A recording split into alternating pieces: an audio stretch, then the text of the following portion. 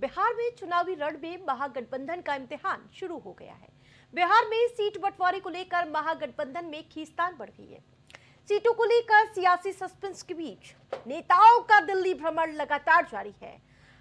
जिस प्रकार से राजनीतिक गलियारों में ये खबर सामने आ रही है कि दिल्ली में महागठबंधन के नेताओं का जमावड़ा जारी है और इस बीच आरजेडी नेता तेजस्वी यादव आज खुद जिस प्रकार से दिल्ली पहुंच रहे हैं और उनकी मुलाकात कांग्रेस नेता राहुल गांधी से तय है। राजनीतिक विश्लेषक मान रहे हैं कि ये मुलाकात महागठबंधन की सीटों की अंतिम रूपरेखा जिस प्रकार से समीकरण है उसको बैठा लिया जाएगा और साथ ही दिल्ली आने की वजह सिर्फ सीटों का गणित ही नहीं, तेजस्वी यादव पर लैंड फॉर जॉब मामले में सुनवाई भी है। सोमवार को होने वाली इस सुनवाई में जिसमें उन्हें उनके पिता लालू प्रसाद यादव और मां राबड़ी देवी को भी उपस्थित होना है और ऐसे में उनकी दिल्ली यात्रा का राजनीतिक और कानूनी दोनों ही आयाम महत्वपूर्ण है। सूत्र बताते हैं कि कांग्रेस ने आरजेडी को अल्टीमेटम दे दिया है। अगर सीटों पर जल्द तालमेल ना हुआ तो कांग्रेस अपने उम्मीदवारों की पहली जो सूची है, लिस्ट है, उसे जारी कर सकती है।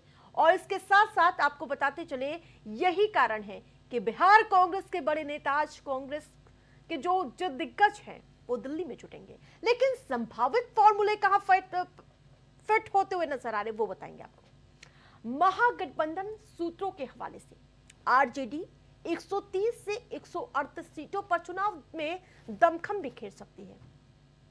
कांग्रेस पार्टी 52 से 55 सीट और यही नहीं, लेफ्ट 35 सीट, वीआईपी 15, जबकि जेएमएम 2।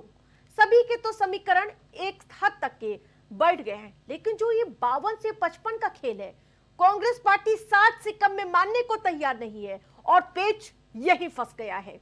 और माना जा रहा है कि जब आज दिल्ली पहुंचेंगे, राहुल गांधी से बैठक करेंगे और उसके बाद ये माना जा रहा है कि इसके बाद कोई फॉर्मूला तय हो सकता है। महागठबंधन के लिए ये एक परीक्षा जैसा है।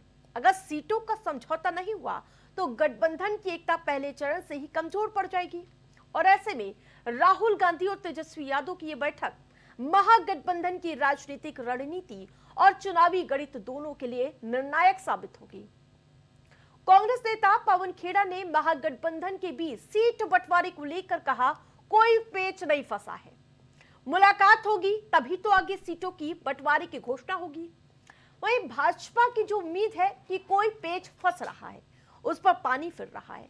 हम सभी लोग मिलकर चुनाव लड़ रहे हैं, भले ही ये दावा वादा किया जा रहा हो बयानों में कि सब कुछ ठीक चल रहा है, लेकिन नामों का ऐलान न होना, सीटों पर अभी मंथन जारी रखना, दिल्ली दौड़, ये इशारा कर रहा है कि अभी पेच कहीं फंसा है। लेकिन पहले आप बयानबाजी सुनिए।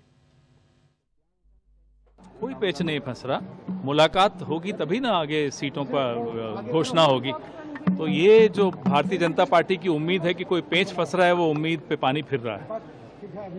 मुकेश सहनी जिस तरह से सीटों को लेकर के अड़े हुए हैं, फिर आपका सबका हक है अपनी अपनी बात रखने का, सब रखते हैं। हमारे यहाँ कोई पेच नहीं है, ये हम बता दें। परिवार के पास सरकारी नौकरी नहीं है, उस परिवार को सरकारी नौकरी मिलेगा और 14 नवंबर के बाद से बिहार की जनता बेरोजगारी से मुक्ति पाएगी। सीट बंटवारा प्रायः हो चुका है, लेकिन अंतिम समय में जो टीदिंग प्रॉब्लम रहता है वो सब पार्टी में, एनडीए में भी है, इधर भी रहता है, लेकिन 1 से 2 दिन में सब घोषणा हो जाती है। मुकेश सहनी ने कई सीटों पे अपने उम्मीदवार उतार रहे हैं। अरे भाई, मुकेश सहनी को जो सीट मिलेगा वहाँ उम्मीदवार उतारेंगे ही ना। अपने नेता राहुल गांधी जी और अपनी पार्टी और अपने वर्कर के रेस्पेक्ट के अनुसार जीत।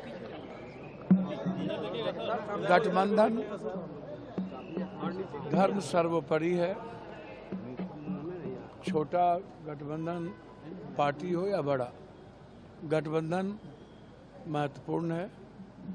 बिहार की जनता महत्वपूर्ण है, बिहार महत्वपूर्ण है और इंडिया गठबंधन को जीतना महत्वपूर्ण है। सीट महत्वपूर्ण नहीं है, लेकिन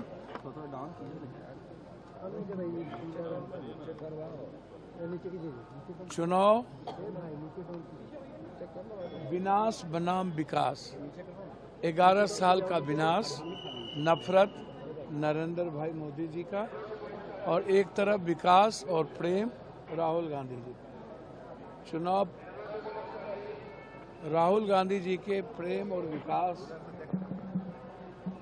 और संघर्ष के ताकत पर होगा, और एक तरफ नफरत और विकास होगा। तो जो दल कह रहे हैं ये चुनाव नफरत वर्सेस दिलों का होगा, लेकिन बिहार के चुनावी रण में अब दिल्ली की इस मुलाकात पर सबकी निगाहें टिकी हैं। महागठबंधन की एकता और सीटों का समीकरण तय करने वाली ये बैठक ये तय करेगी कि गठबंधन पहले चरण से ही मजबूत रहेगा या फिर खींचतान की आग में झुलस जाएगा। राजनीति में अब